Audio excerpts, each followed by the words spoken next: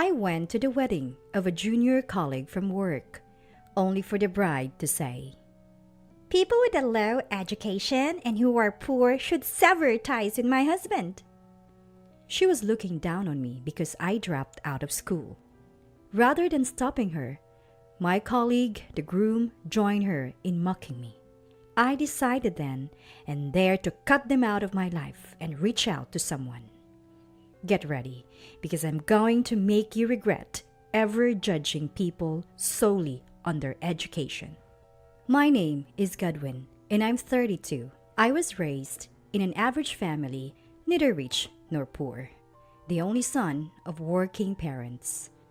What sets me apart is that while most of my classmates were thinking about high school, I was frantically searching for a job. Both of my parents are college graduates, but I was eager to start working as soon as possible. At first, they were confused but eventually supported me, saying it's my life to live as I see fit. I first worked as a factory laborer in my hometown, then switched jobs to become a painting contractor site supervisor. Now, I've been employed at a publicly traded major machinery manufacturer for 7 years. I'm a service department manager, visiting clients to handle machinery installation, repairs, and maintenance. Today, I have another round of repairs and maintenance visits planned. As I drive toward the freeway in the company car, my work cell phone rings. Seeing the displayed company name, my mood sinks a little. Not again. I pull over and call back immediately, only to find out it's another complaint from a client. I apologize. I'll be there right away, okay? I bow my head, apologetically, phone in hand, even though the person on the other end can't see me. Now, I have to rearrange my schedule to handle this complaint first. It's going to be a long day. After 7 p.m., I return to the branch office and find Theodore from my service department already back, chatting happily with a colleague from sales. "I'm back." "Good job." Noticing me, Theodore quickly heads back to his seat and starts working on his computer. Each branch office in various regions is staffed by a small team and overseen by an area manager. In this branch, it's just Theodore, who is 2 years younger than me, and myself in the service department. "Hey, Theodore, got a minute?" "What is it?" You could hear the irritation in his voice. "Got a complaint from one of your clients this morning. I went and fixed it myself, but we're both going tomorrow to apologize." "Why did you leave it unattended for 2 days?" "I had plans both days. The CEO over there is always bossing me around. Maybe they should rethink how they treat me." As usual, all that comes out of Theodore's mouth are excuses and complaints about the client. "I'm reporting this to the area manager." I had to step in and fix a client's issue, of course. I have to report it. Yet, Theodore, without any remorse, snorts and says, "So you're ratting on me again, just because you're jealous of my education. You exaggerated things in your reports." He thinks a college dropout, I'm jealous of him? A graduate from a prestigious university. Theodore used to be this polite, humble, and adorable junior. But the moment he found out I was a dropout, his attitude changed entirely. I wouldn't mind if he did his job correctly, but there are too many complaints from his clients, and it's a headache. The next day, we both go to the client to apologize. "What are you doing here now? Your job is to fix this." The president of the client company is aggressive with his words, but it's not uncommon for people in industrial settings. I'm used to it, but Theodore, with no field experience, stands there saying nothing. After calming the angry client and discussing future improvements, Theodore finally mutters a soft, "I'm sorry." I thought he'd be feeling down on the ride back, but I was wrong. "Why are field workers so uncivilized?" Instead of showing any remorse, Theodore was back to bashing the client. "That CEO pretty much advertises his lack of education with the way he talks. It was embarrassing to witness. Who made the client that angry? Maybe you should reflect on your work. My words fall on deaf ears. You're just out of touch because you've worked in those environments. Even so, if you're going to be in this line of work, you have to get used to it. Theodore laughs mockingly. What are you talking about? I only took this job to gain some mechanical knowledge. I don't plan on sticking around. Typically, people like Theodore would spend 2 years in service, then move to sales. But he's been here for 3 years. Nobody's going to move a guy with so many complaints to a sales position. He genuinely believes the bad reports are all because of me being jealous. If that's the case, all the more reason to get good at your service job. Show some sincerity to the client. Sincerity? When his attitude is that bad? There's no sincerity to talk about. Maybe it wouldn't bother me if he was on the same level as me, professionally speaking. I couldn't bring myself to say another word to Theodore. One day, I was on a business trip to set up some machinery. The test run didn't go as planned due to some glitches, so I had to stay overnight to fix it the next day. We had limited staff at the branch, so when major tasks like this came up, other local branches would help out. As I was looking for a place to eat near the hotel, someone called out to me, "Hey, what are you up to?" Turning around, there stood Theodore, arm in arm with a woman. "Oh, hey, Theodore, good evening." I greeted the woman beside him and offered a handshake, which she accepted without a word. "This is my girlfriend, Selena. She's from around here." I felt like I had seen her somewhere before, but I didn't dwell on it. Theodore invited me to dinner, and I accepted. After ordering, Theodore started to gloat. "Actually, we just got engaged. She graduated from the same college as me, and her family is quite wealthy locally, and definitely on a fast track to success." That explained the dinner invitation. He wanted to show off his fiancée. As for Selena, she barely acknowledged me, not making eye contact and offering only occasional nods to Theodore. Dinner ended with Theodore dominating the conversation. When it was time to go, he excused himself to go to the restroom. Left alone with Selena, she broke the silence. "I've heard quite a bit about you from Theodore." Her eyes locked onto mine as she spoke with a certain coldness. I could tell Theodore had been bad-mouthing me. "You think your managerial role is a big deal? Just because you've been at the company a few years longer? Could you please stop blocking Theodore's career?"